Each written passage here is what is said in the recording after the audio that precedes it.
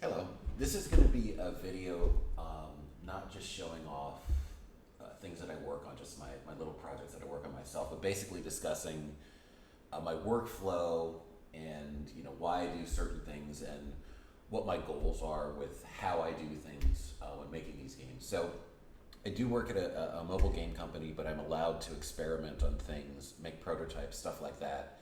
So I've been working on things, over several years, off and on, trying different stuff out. And these are just the things that I've come up with to try and minimize my annoyance with all the stuff I have to do to make data work. Now, personal, the reason I like games is because I like basically the fact that in a lot of cases they can be spreadsheets with a thin layer of art on top. So those are the kinds of games that I like. So the thing that annoys me most about making games is essentially having to deal with these sort of data structures and the data inside the data structures and all the moving around and copying and all that kind of stuff. So what I've tried to do is basically make as simple and streamlined as possible to minimize my annoyance with that. I don't really like the term best practices, so I tend to think in terms of minimizing my annoyance, or if you're a gamer, you know about the concept of a meta, which is like the most effective tactics or techniques available. So I think in terms of the meta or minimizing my annoyance, and what I have here is basically, you can do things differently. Like, I'm not going to claim that this is the way you should do things, just the way I like to do it. So to begin, because this is a smaller project, one of the things I do is I actually share some code between client and server and all the tools, so I don't have to repeat myself. Essentially, this assembly here is just a bunch of data, essentially. There's a little bit of code in here, but basically this is a lot of data that goes back and forth between client and server and various kinds of tools. So when I'm actually working on things, I tend to have 4 copies of Visual Studio open because there are 4 essentially solutions that I have to work with. This is one of them. This is the web server, like the auth server. If I'm doing something that's like a request response kind of a thing, I'll put it in here. That's like login, auth, if you have a multiplayer game, things like that. And also if you have like a mobile game or something like that where you're going to be doing request response stuff, it would go in here. The game server, this is actually like a real-time server. There's actually a bunch of little things up here at the top which are essentially microservices in a sense, that if I were to ever, my long-term goal is actually to do an MMO, procedurally generated MMO, but it's looking like that's probably not going to happen. So that's what I was trying to do with this. And so the idea is you have these, like an instance manager. This is an example of a map server. You can have multiple map servers containing maps. This is going to be for strategic AI, and this is for like who and chat and stuff like that. And currently the way I have it here is because it's just too much of a pain to spin up like 5 different things at a time.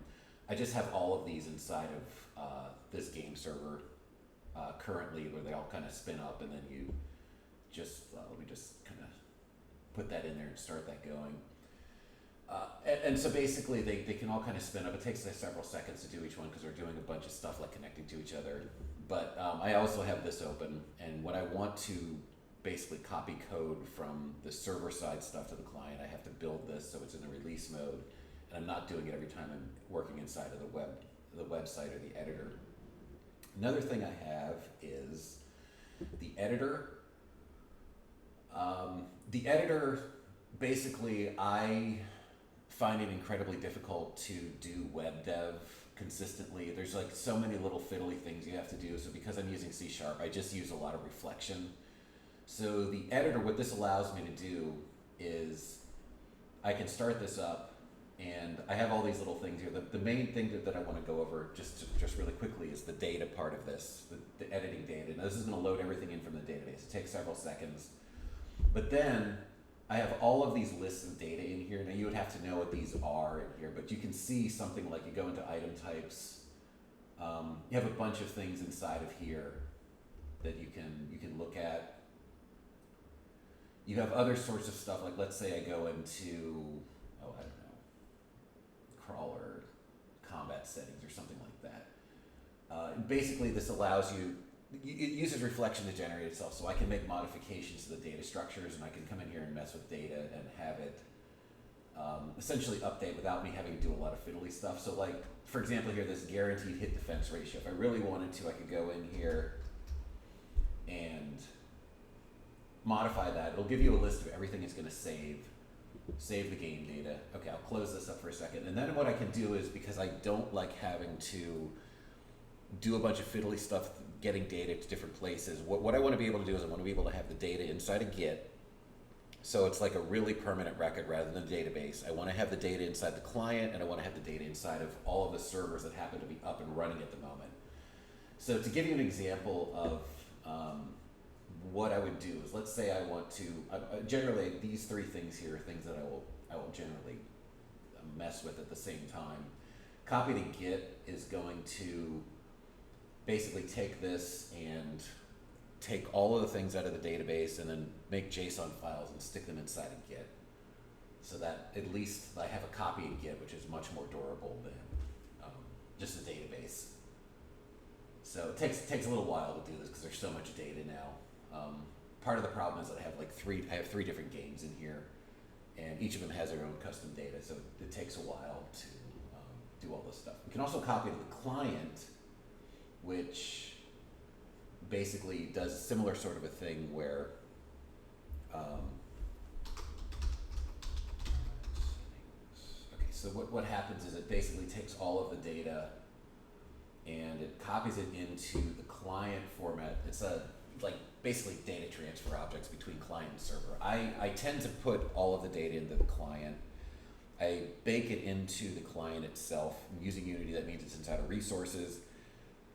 Then if it's a game that's going to connect to a server, I will on login have it look at the server and basically dynamically download anything that's newer data than whatever the last piece of data the client got. That'll show up inside of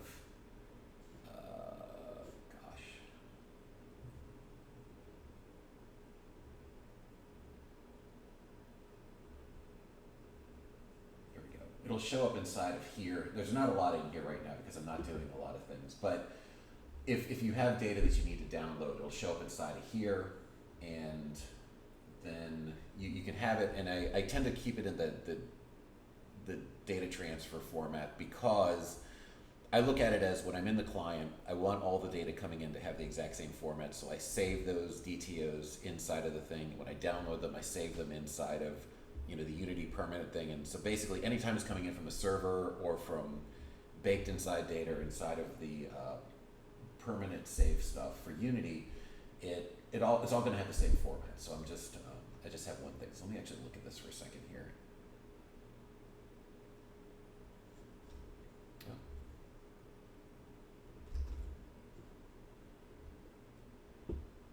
And you can see here, this is actually the thing that I changed, is guaranteed hit defense ratio. I moved it from 1.25 to 1.5. So it did actually copy it down here. And so now we have it inside of the client. And so when we start up the client, like for example, the one game I have, which is a dungeon crawler, that doesn't actually have any server side stuff. That's totally self-contained inside of the client. Doesn't even use asset bundle. Well, I guess it does internally with streaming assets, but it's not using any remote services or anything like that. But I like to have everything in the database. I like to have the same data flow for either a pure client thing or maybe like a mobile game or like an MMO or something like that. Anything online, offline, I want to have the same data flow for everything. And then the copy to servers, this is to, let me get this in here, refresh game data. Where is it now?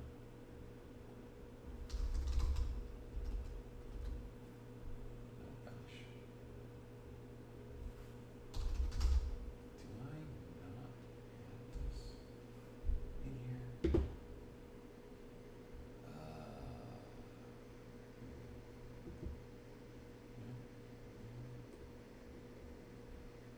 I have to remember where I want to put this. Oh, is it? I call it update.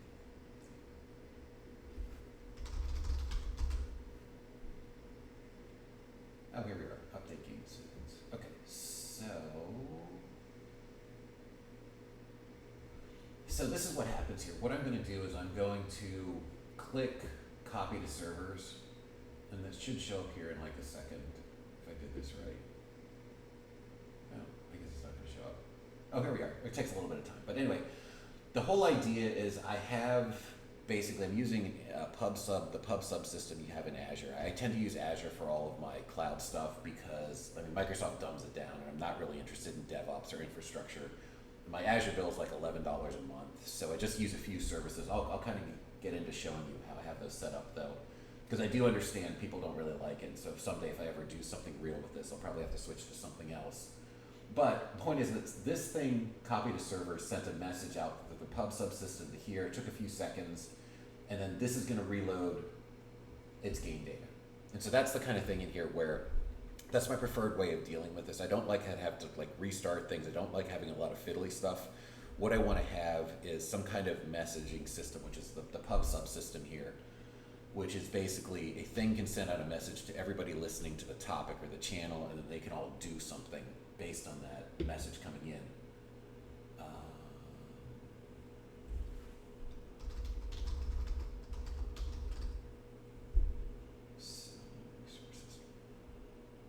Oh, here we are. So what I have done, because eventually I may want to switch to something else, what I've tried to do is for all the online resources I'm using, and I'm not using that many of them, I try to bring them in here and basically just have it in one spot where I have all the implementations I'm using. So I can, if at some point if I need to, I can start swapping these out or do something with it. So for example, the cloud messaging is queues in PubSub. So I have a thing in here where I have an implementation of that in here. And so basically if you ever actually have to switch over to something like SQS or Rabbit or something like that, whatever you want to do, you can swap this out if you really need to. And then repositories, well, I in my mind, a repository, I tend to build everything with CRUD in mind, basically create, read, update, delete, and update generally means overwrite. And so these days I don't use a lot of SQL anymore. I tend to just use NoSQL for things where I need to do some indexing, maybe like small modifications, and then for larger files I use blobs for that. But both of those have the same basic interface of just basically CRUD operations, simple CRUD operations. And so what happens is these, every object,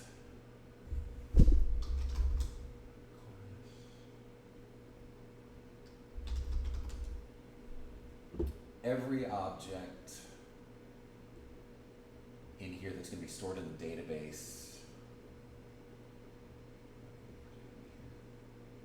they get a little data grouping thing that tells basically where it's going to be stored in terms of which data category, meaning we have multiple databases, and then what kind of storage it is.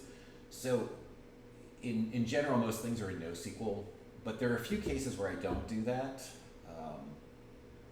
There are some things dealing with accounts where I basically have lookups that sit inside of blob storage, so that you can, essentially, if you need to like look up player information, you can look it up inside of blob storage rather than having to log in or actually hit the server. So let me just kind of give you an example of this. So inside of here, there are actually 4 NoSQL accounts inside of NoSQL. I'm going to go over a little bit of NoSQL first. I do tend to split things up a little bit. So this is for your player data. Pretty much every game currently just uses the same thing because it's all kind of one app for me right now. Settings are all the game data. Bunch of different documents. I have a bunch of, basically I tend to want to have a bunch of small objects in here so I can have editing without interference. And players have a bunch of small documents also. Dev worlds, this is for maps. Essentially, for the MMO, there are giant chunks of maps and a lot of spawn data and all this other junk that goes into here. But these things just exist in separate databases. This is for accounts because it's different than a game. I mean, the account's kind of like if I had multiple games ever, I'd want to keep that separate. And let me see if I can get into Storage Explorer. Just to kind of show you the blob storage.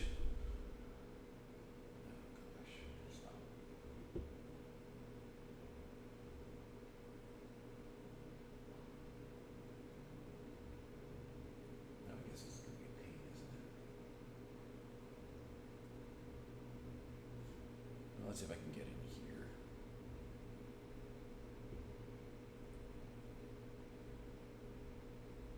Okay, so I can come in here. So looking at blob storage through here, what do I have? Storage account, assets, containers, accounts. So anyway, this is that public account thing I showed you. It just basically copies these little documents in here. And so the point is you can look those up inside of the client without having to hit the server if you want to. So that's a nice thing that you can split up into there if you wish. So let me just kind of show you the games, I guess, what I'm trying to do. So the thing that I was really trying to do, and oh, by the way, all of these are inside of the same client right now because I can't really decide what I want to do and I'm just prototyping things. So we'll start with the dungeon crawler. Dungeon crawler is the simplest thing that's self-contained. It actually has a chance of getting made. At some point I'll do that. I'm not going to do it right now because I'm still working. But at some point I may actually be able to do this. So it's just an old school grid-based dungeon crawler. And you can see kind of just coming in here. Go around. Let me see if I can get back to return to safety. No, I can't do that right now.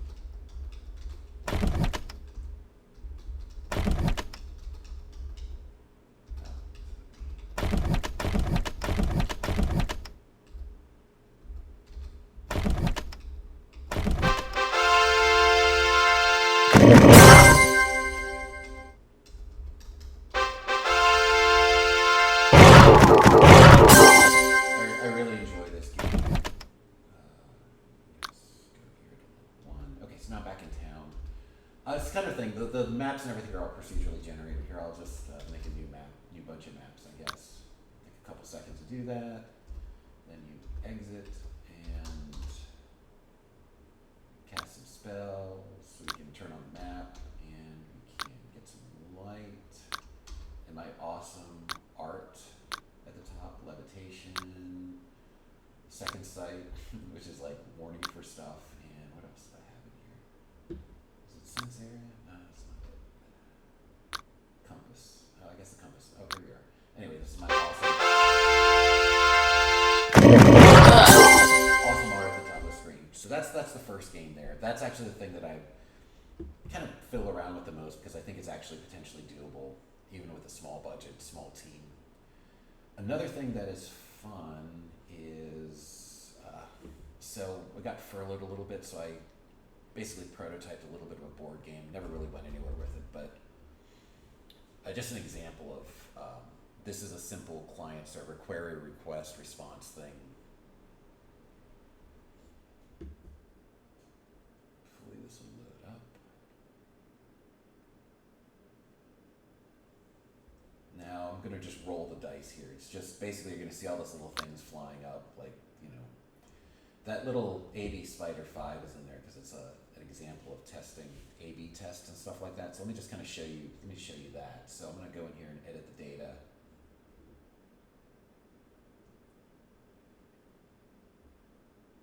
And again, it takes a few seconds to load everything in.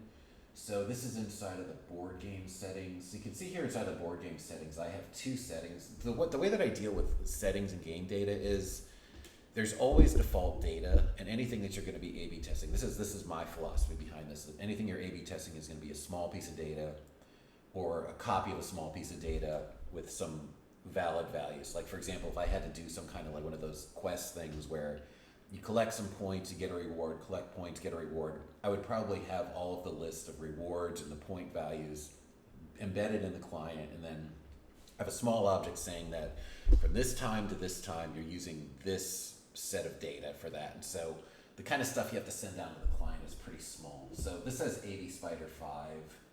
I'm going to change this to new A/B, and then I'll just save this. And then I kind of go in and I'm going to copy to servers. Hopefully this will work. Wait a few seconds. A/B Spider it didn't do it yet. Darn it. Oh, new A/B. Okay, it took a few seconds. But the point is, what I did there is I actually have a chunk of data I dynamically update it inside of the editor, and then I push the, send it out to update the servers with the data. And so it went out to the servers. The servers updated the data. The next time you sent a request after it was done, it kind of looked at your data, and you knew the last time you updated, and it modified the data and sent you new data down from the server during that request so you can start using the new data. So just kind of a way that you can dynamically update data if you really need to. But again, I'm of the belief that the vast majority of data, you want to have that inside of the client, just embedded there, like a huge list of data just embedded in there, and then download little tiny dribs and drabs of data as necessary, rather than downloading huge chunks of data all the time. So let's look at the MMO here. All this is very prototypey. You can tell there's not a whole lot of art, but they basically function. So this is actually a legitimate real-time thing. Let me look at this here for a second. So what we've got here is, let me see if I can get in there. Hopefully I can get into this map and it'll work okay. Takes a little bit to load in. It's downloading chunks of terrain, and it's having to load objects in dynamically. So the way I did this is that I just have chunks of terrain that have some information about height maps and objects and everything, and most of the data is very static. I'm gonna go with, because I like games that are spreadsheets with fancy art, I'm not gonna do like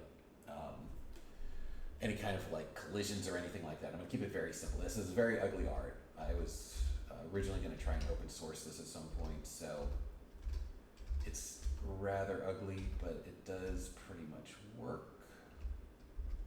And so basically, okay, the performance is not great inside the editor here, but basically I'm going around the world. Let's kind of make this bigger. One thing I just wanted to show you is that the way the code works in here is I have message queues. So here's the thing about that. I have the servers basically, there are a lot of ways you can do MMO servers. This is the way I decided to do it because I'm not doing anything real time, no collisions, no stuff like that.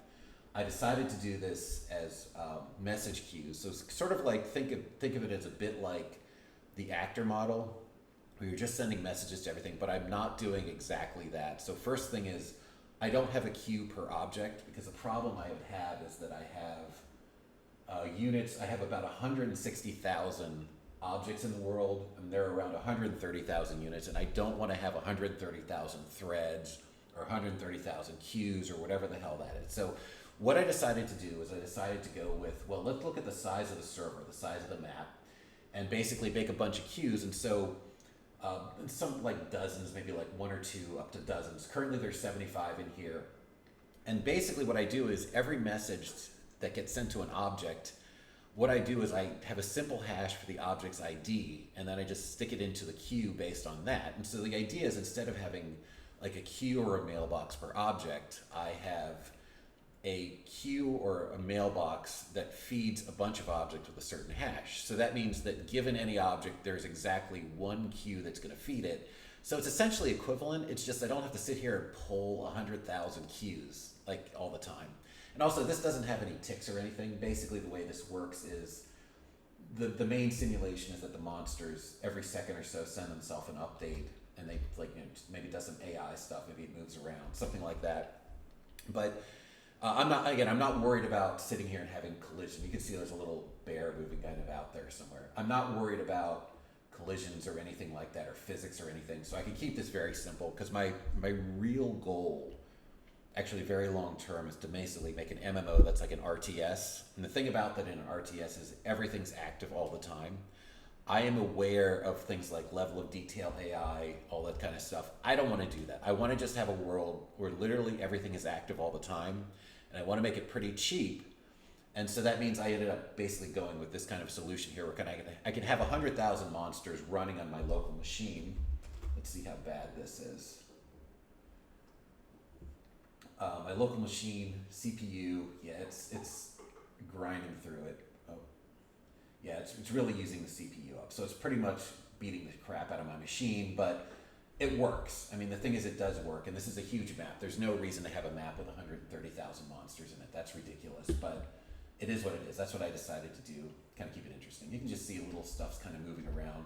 I also have it set up so all the monsters are constantly, basically they all have different factions or different alignments, and so they're all constantly scanning for things to fight. They go back home, and so things are happening all the time. So coming in here, You can see that there's about 20,000 spells per second, about 100, that seems like a lot. About 80,000 updates per second. I guess some of these are dead all the time. We're not always doing it. About 50,000 objects, around 150,000 monsters. I've already basically killed off 1 million monsters, and they're going through about 1,000 a second monsters. This has been up for 20 minutes, and so basically 1 million monsters have died in 20 minutes. One of the things I'm doing is I'm trying to do a lot of, because I'm trying to do this multi-threaded or concurrently, there's a lot of stuff in here that's like lockless read, lock copy on write. So one of the things is, the basic strategy I'm using for sending messages is when something does something, it'll send a message near to itself. Let me kind of send a message.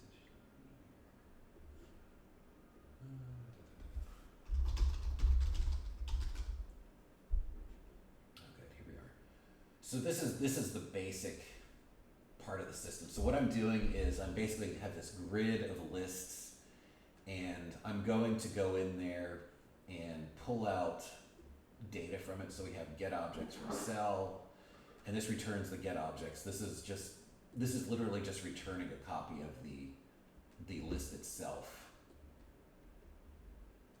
And what I have in here is that if you add or remove, it has to lock this list, but generally speaking, just reading it doesn't lock it. So my idea with this is that because when a thing moves from grid to grid, you have a problem with potentially, basically, if you have a bunch of units that are iterating and basically sending messages over a certain chunk of terrain, if something is moving in there, the thing that's in there may lose messages because it's being pulled out of something. So my decision basically to do this, what I decided to do to try and deal with this is essentially add something to a new grid, and then send a message saying remove this from the old grid. So for a brief moment, the object will be in 2 grids, which means if you're sending messages, it'll get double the messages.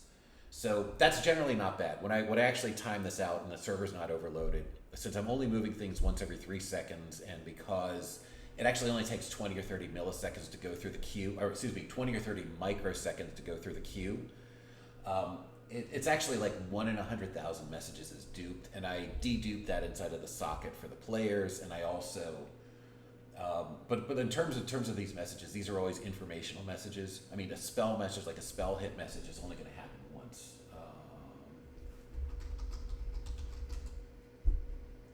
Spell hit handler. Let's see if this is.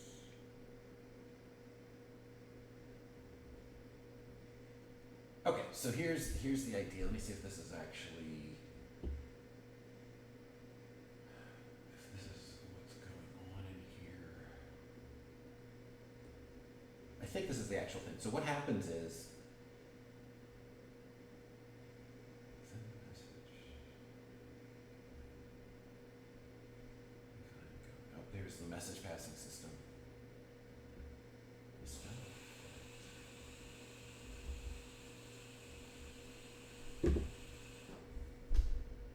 I guess this is here.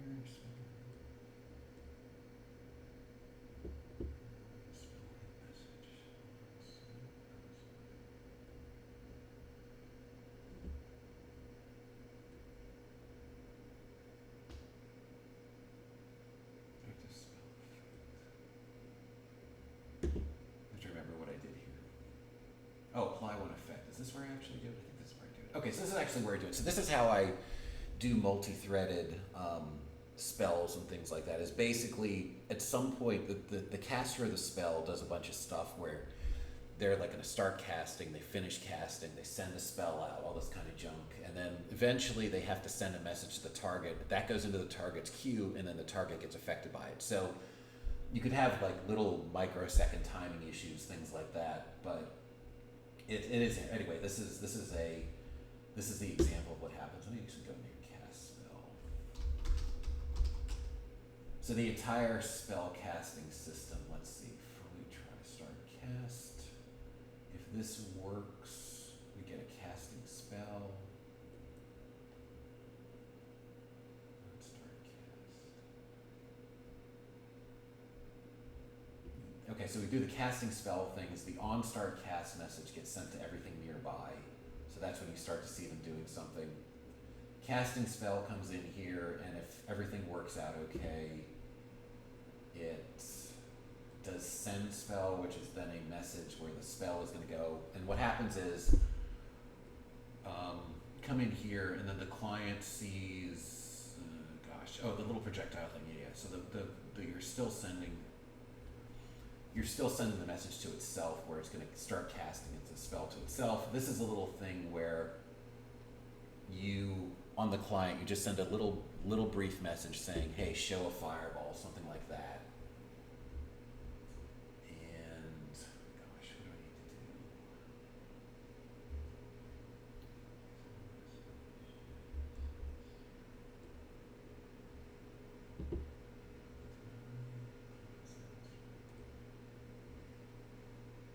Target hit. Oh, spell hits. Okay, so now when the send spell completes, we send I have so many freaking messages in here, it's ridiculous. Spell hit, which I think we just saw a moment ago. Spell hit message. Okay, so then the thing gets told, basically, you're still in the caster zone here. The caster gets told that they hit a spell. They got a spell hit. And then finally, the spell effects are sent to the target, and the active spell effect is the thing that actually influences and modifies the target. And inside of here, there is send spells.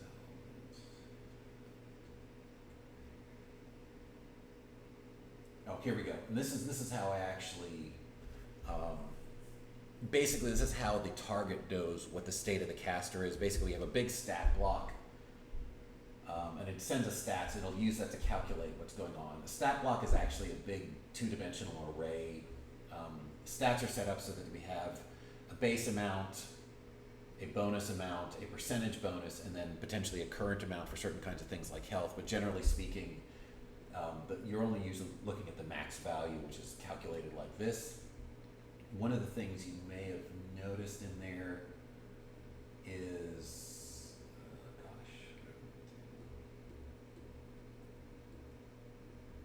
all these little things here, message pack. So I'm using message pack. This is the main reason why I want to share code between client and server for these things, is because getting binary serialization right is a real pain in the ass. And so for the MMO, the client and server are always going to be exactly synchronized, because there's no way in hell I'm going to actually do that. And so one of the things is let's see, where am I coming in here? Messaging. I also don't like having to basically remember to synchronize these things. So there's a little thing I have in here that will generate all of those little attributes and things like that. So I never have to worry about, all I have to do is I have to push a button inside of a dev message set up inside of here, and then this will actually generate correct things. And so using message pack, of course, one of the things I'm doing a little bit is,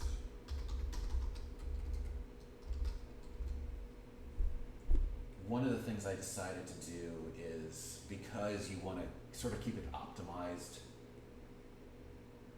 what I've done is anything that's like a really common message, I have it directly making a union inside of the IMAP API message, which is the thing that gets sent to the client. And then for things that are infrequent, I mark those as infrequent. They get basically a second layer down where we put the message inside of this, and that's considered to be a frequent message. And so basically it's kind of like a little bit like Huffman encoding or Morse code, where instead of making the length of the message header equal to like the ceiling of the log2 of the number of messages, take all the common ones, stick them into a thing where you're going to send fewer bits for each one, and then take the uncommon ones and spend more bits on it, so on average you're not spending quite as much. And so the net effect of that is it's actually not terrible. So I'm sitting here, I'm about 1,500 bytes down. I don't know, well, I'm not really doing anything, so that's why I'm not sending a lot of bytes up, but it's not really bad. I mean, this is like under 2K down per second, so that's like nothing in 2025, and I have room to do other stuff. And we're sitting around here, you can see all this little stuff is happening all around. Well, I guess maybe it's not happening anymore, but there are little things moving around, little stuff happening in here. that's kind of that data idea. And the other thing is I want to be able to modify data structures and add new data structures without worrying about like having to do a lot of stuff to do it. So let me just give an example of this.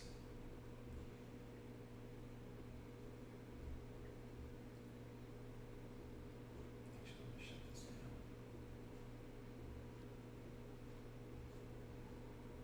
Let me see where I'm gonna go. Okay, so what I'm gonna do is I'm just gonna make a little bit of game settings to just kind of show you what I do.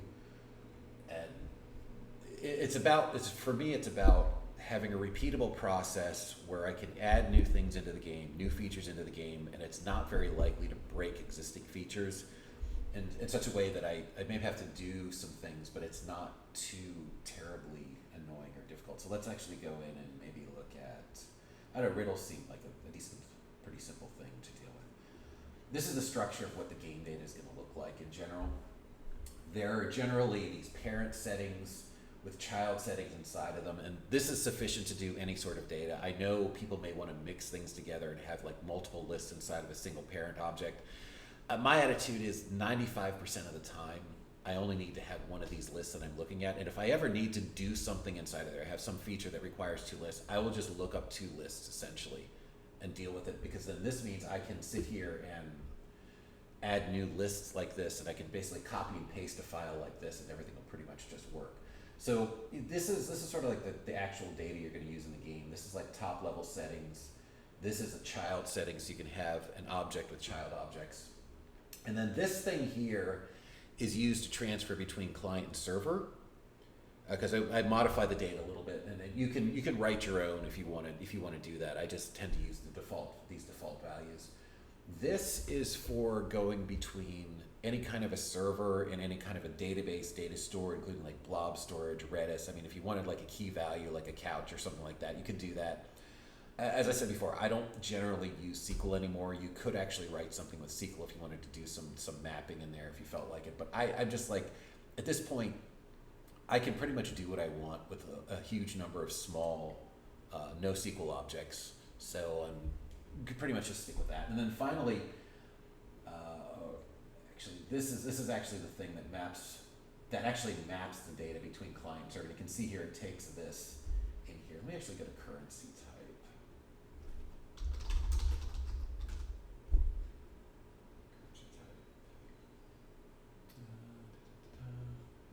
Okay, so this is an example for currencies and things like that. Well, maybe I don't want to do that one. Currency settings. Okay, here we go. Currency settings. This is what I want. So I talked about already, basically there are three distinct places in which data may have to exist. Again, my goal is to basically simplify the process of dealing with data. So I already talked about this data transfer object that is the thing that's actually sent between client and server. I talked about the loader, which is a thing between any kind of a server, any kind of a tool, online tool, and any kind of data store. And then this one is, of course, the actual mapper for converting between the objects and the DTOs, both in the receiving and sending and receiving end between client and server.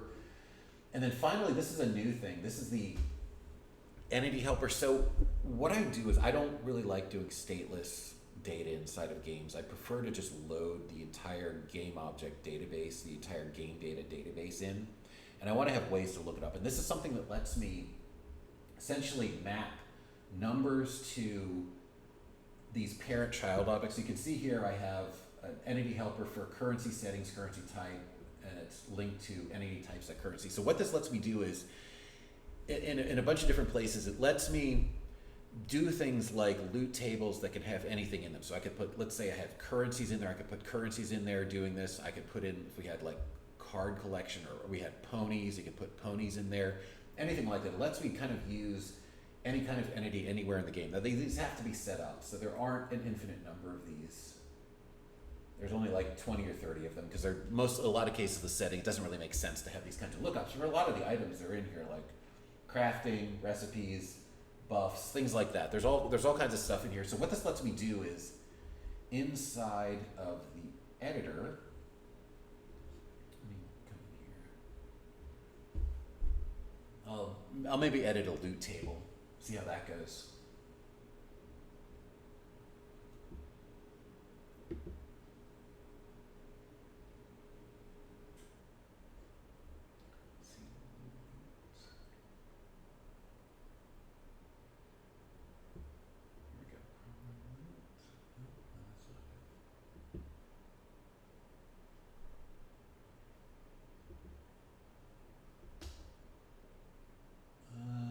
Hold on.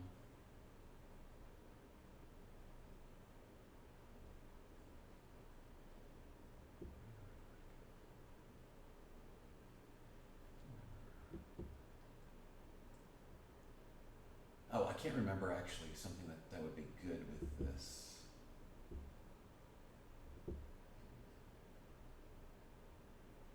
Well, I can at least look at this, I suppose. All the spells for the dungeon crawler. We have these effects, and what I can do is, because I have that entity system inside of here, I can change, basically get a drop down of all the entity types that are part of that system, and then I could change this to whatever value I wanted. So for example, I can change this to looking up to like an element for some reason if I wanted to, and I can basically pick an element. So this nice thing about this is that it lets me have contextual drop downs that I want to use, and I can sit here and basically like have a loot table or a spell that can pretty much do just about anything, and I get nice dynamic drop downs. Let me see if I can. This also exists in the client. Let me see if I've got this in here. Oh, here we are. Here's an example on the client. So this is the same kind of principle on the client here. You can see, I guess this is kind of small, but we have here currency as an entity type, money as a specific entity inside of there. So we can sit here, we get a contextual drop down. If I wanted to change it to a building, then this all of a sudden changes to a list of buildings. If I wanted to change it to a stat, it would change to whatever stat I want. So I'm going to go back to money here so I don't mess that up. But the idea is I can have contextual drop downs in the client. One of the things I don't actually like using enums, because like if the client was actually using an enum to look something up, I would never be able to add something new dynamically without a new client build, which is kind of annoying. So I try to stay away from enums. I also don't like the fact that if you stored an enum, it's always stored as a number. Well, you could store it as a string, but generally it's stored as a number. And if that enum value goes away, then you lose that number, which is kind of annoying. So I don't tend to use enums. Instead, I just want to, for anything like, I know they make drop downs easier, but I've just decided I will figure out how to take an integer, a string pair, and turn it into drop downs wherever I need. Now, one of the other nice things about the system of having all these entities is that I can do some, let me put it in here. Oh gosh. Let me go back to the dungeon crawler if I'm not in it.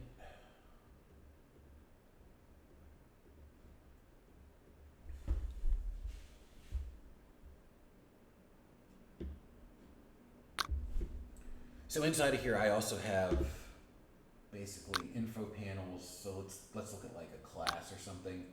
See all these things in here. That's using the same kind of entity system where I can put in here, say, a type of feature or something like that, and then have a system for looking up. So like defend here is going to go to a spell. Oh, it's healing scaling. Healing is a type of roll scaling. And also, because I was talking about how I like everything to be a spreadsheet, for this game I actually have a bunch of spreadsheets, literal spreadsheets in here. RPG unit types. As you can see here, it's like an importer here with these things. I'll get to the importer in a second. One nice thing I like is I like to be able to use words in my CSV importer. So this entity system, again, this whole system of that entity type, entity ID thing means that I can put words in here, and I can basically look those up inside of the importer, and and I don't have to like have a bunch of like really crunchy numbers in here. So it's nice. You can see these are like actual spell names. These are effect names. These are like element names, stuff like that. There's a lot of stuff in here that I can just do very nicely like that. And to give you an idea of some of the other stuff in here, like the roles, the classes, like the classes in here, warrior, thief, hunter, mage, cleric, and all that stuff. And then off to the right, we have a bunch of the races, and they have little modifiers. So I can read stuff in here, and the spells look like this. This is how I deal with CSV imports, where I have multiple different types of data inside of one thing. I will make a header at the top, and then basically each row has a thing on the left that says what kind of thing it is, and then you just kind of pull it in. And the way, actually, I'll go into that for a second.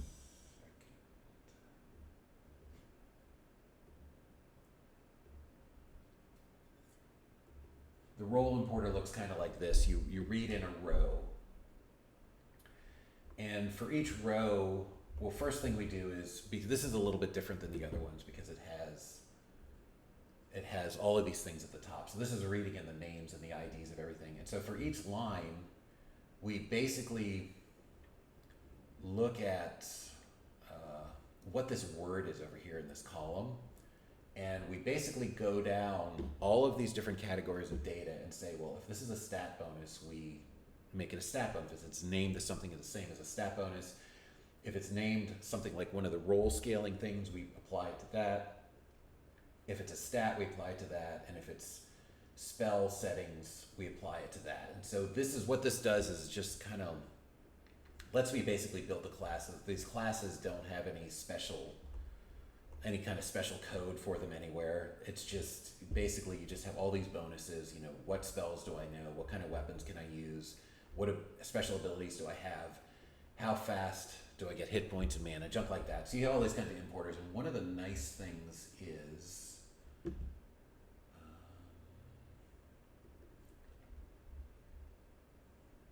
I have this import line code, and one of the nice things is I pull stuff in, and I basically set it up so I'm looking at all of these sort of internal entity lists, and if I can't find something, I can basically throw an error that says this row, this column, this word is messed up. So it's nice to be able to use words, but it's also nice to have error checking, so that if you put a word in there that just doesn't work, it'll throw an error, so you won't, you're much less likely to have bad data in there. But anyway, I guess that's kind of it. Just kind of going over the data stuff that I do and why I do it. I just want to be able to modify the gameplay quickly, because that's what I really like doing, the code and data for the gameplay. It's just so annoying, all the stuff you have to do to make changes inside of here. So the goal here is to minimize the amount of little fiddly things I have to do when I want to either add new data type or modify data, things like that. And so this is just kind of an overview of what I do. So there we are. That's what I do. Thank you very much for listening.